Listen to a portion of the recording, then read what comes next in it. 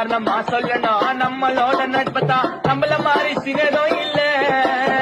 நான் உயிர் நீ தாண்டா உயிர் நான் தாண்டா மாமச்சா தூக்கி சொல்ல